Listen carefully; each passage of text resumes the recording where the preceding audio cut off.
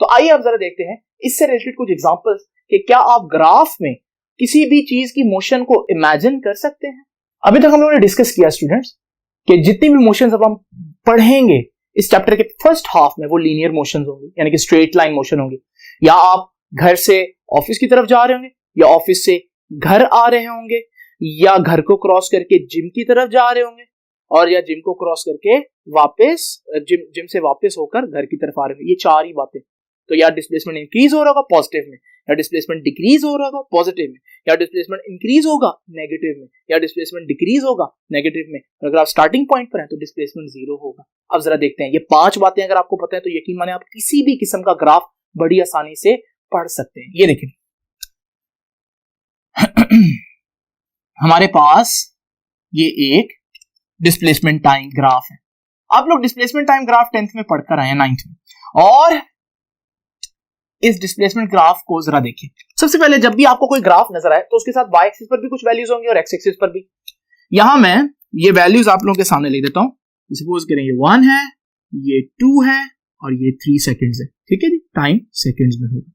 और इसी तरह यहां डिस्प्लेसमेंट है, सपोज करें यहां डिस्प्लेसमेंट है 10 मीटर्स, यहां डिस्प्लेसमेंट है 20 मीटर्स, यहां डिस्प्लेसमेंट है 30 मीटर्स, राइट। अब जरा तवज्जो कीजिए, एटलीस्ट 3 पॉइंट्स को आप जरा इमेजिन करें, आपको खुद ही समझ आ जाएगी। ये देखिए पॉइंट 1 पर 1 सेकंड पर बॉडी का डिस्प्लेसमेंट 20 मीटर्स है, दूसरे सेकंड पर भी बॉडी का डिस्प्लेसमेंट 20 मीटर्स है, और तीसरे सेकंड पर भी डिस्प्लेसमेंट 20 मीटर्स है।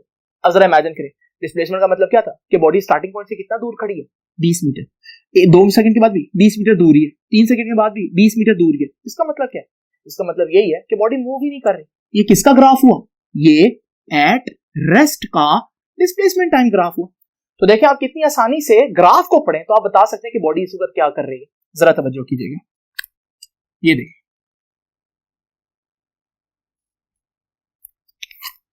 इसी तरह फिर से डिस्प्लेसमेंट टाइम ग्राफ बनाता हूं, और 1 2 3 10 metres, 20 metres and 30। Now just imagine करें हमारे पास ये एक ग्राफ है। जरा देखें इस ग्राफ को पढ़ सकते हैं आप। पहले तो आप तीनों पॉइंट्स पर देखो हो क्या रहा है। 1 सेकंड जब गुजरा बॉडी 10 मीटर दूर थी, 2 सेकंड के बाद बॉडी 20 मीटर्स दूर चली गई, और 3 सेकंड्स के बाद बॉडी 30 मीटर्स दूर है। तो जरा इमेजिन करें वही जो मैंने आपको बताया था, स्टार्टिंग पॉइंट पर कहां है? डिस्प्लेसमेंट जीरो है। और डिस्प्लेसमेंट जीरो का मतलब क्या होता है? डिस्प्लेसमेंट जीरो का मतलब बॉडी स्टार्टिंग पॉइंट पर है, तो बॉडी स्टार्टिंग पॉइंट पर है। 1 सेकंड के बाद वो 10 मीटर दूर है, 1 सेकंड और के बाद वो 20 मीटर दूर, और एक और सेकंड के बाद वो 30 मीटर दूर है।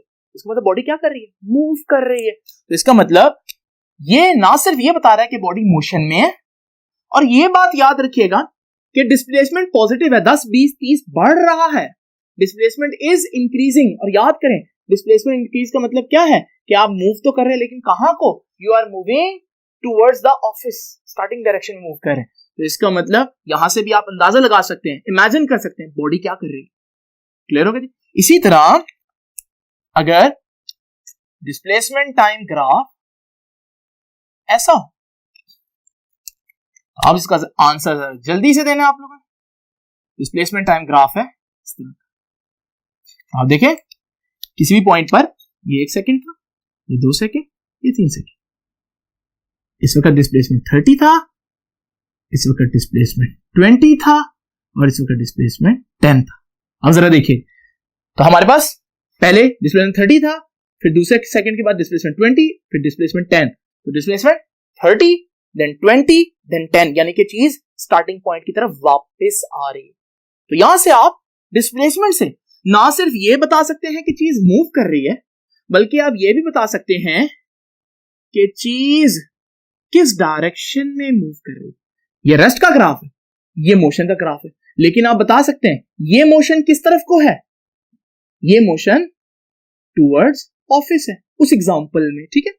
और आप बता सकते हैं ये मोशन किस तरफ को है, ठीक है, ये वापसी की मोशन, ठीक है, टुवर्ड्स स्टार्टिंग पॉइंट।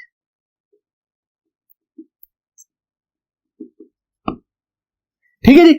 और अब आप लोगों ने इस कॉन्सेप्ट को बड़े अच्छी तरह से जहन में बिठा लेना। इसी तरह मजीद देखिए, ये देखिए ये डिस्प्लेसमेंट टाइम ग्राफ है। अब जरा देखिए, अभी मैंने आपको बताया कि ये ग्राफ क्या बता रहा है, ये बता रहा है कि डिस्टेंस बढ़ता जा रहा है, डिस्प्लेसमेंट सॉरी बढ़ता जा रहा है। और डिस्प्लेसमेंट बढ़ने का मतलब क्या है कि चीज स्टार्टिंग पॉइंट से दूर जा रही है। तो फिर ये ग्राफ क्या होगा, तो देखिए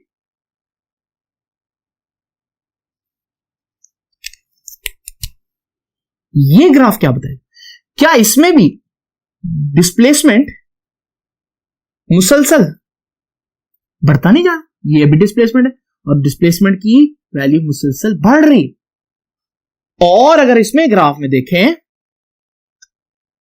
ये देखिए ये डिस्प्लेसमेंट है। अब देखिए जी, ये पहले सेकंड का डिस्प्लेसमेंट था, ठीक है 1 2 3, यहां पर इतना डिस्प्लेसमेंट है, फिर डिस्प्लेसमेंट बढ़ गया 2 सेकंड के लिए और तीसरे सेकंड में डिस्प्लेसमेंट और बढ़ गया, इसका मतलब यहां भी डिस्प्लेसमेंट बढ़ नहीं रहा। तो फिर ये क्या बात हुई, ये ग्राफ भी यही बता रहा है कि आप स्टार्टिंग पॉइंट से दूर जा रहे हैं, ये भी यही बता रहा है आप स्टार्टिंग पॉइंट से दूर जा रहे हैं, ये भी यही बता रहा है कि स्टार्टिंग पॉइंट से दूर जा रहे हैं। लेकिन अब ना सिर्फ ये मोशन की डायरेक्शन बता रहा है, बल्कि अब ये एक और चीज भी बता रहा है कि आप स्टार्टिंग पॉइंट से दूर जा रहे हैं, लेकिन क्या एक ही स्पीड से जा रहे हैं, या आपकी स्पीड बढ़ती जा रही है, या आपकी स्पीड कम होती जा रही है। तो ये तीनों ग्राफ का मतलब है कि you are moving from starting point to final point. आप स्टार्टिंग पॉइंट से दूर जा रहे हैं, मगर एक बता रहा है कि स्पीड उतनी ही है।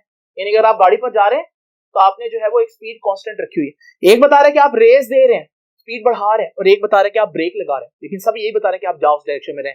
लेकिन कौन सा कैसे बता रहे हैं, ये हमारा नेक्स्ट टाइम का लेक्चर है, क्योंकि यहां पर अब कॉन्सेप्ट आएगा स्पीड का, कि चीज एक डायरेक्शन में जा रही है या नहीं, लेकिन उसकी स्पीड का साथ क्या सिलसिला है, स्पीड बढ़ रही है, स्पीड कम हो रही है, ये हम देखेंगे नेक्स्ट लेक्चर में। तब तक के लिए आप ये सारी चीज को बड़े ही अच्छे तरीके से याद कर लें और ग्राफ को पढ़ने की कोशिश करें। अगर आप डिस्प्लेसमेंट की ये वैल्यूज और डिस्प्लेसमेंट की ये जितनी भी चीजें मैंने आपको बताई हैं, अगर आप इनको पढ़ने के बावजूद ग्राफ को नहीं पढ़ पाएंगे तो फिर यकीन माने आगे आगे काम और ज्यादा टफ हो जाएगा। तो प्लीज इसको आप जो है वो अच्छी तरह से नोट कर लीजिए, और आपसे मुलाकात होती है नेक्स्ट लेक्चर में, जिसमें इंशाल्लाह हम स्पीड और वेलोसिटी का कॉन्सेप्ट जो है वो डिस्कस करेंगे। तब तक के लिए अल्लाह।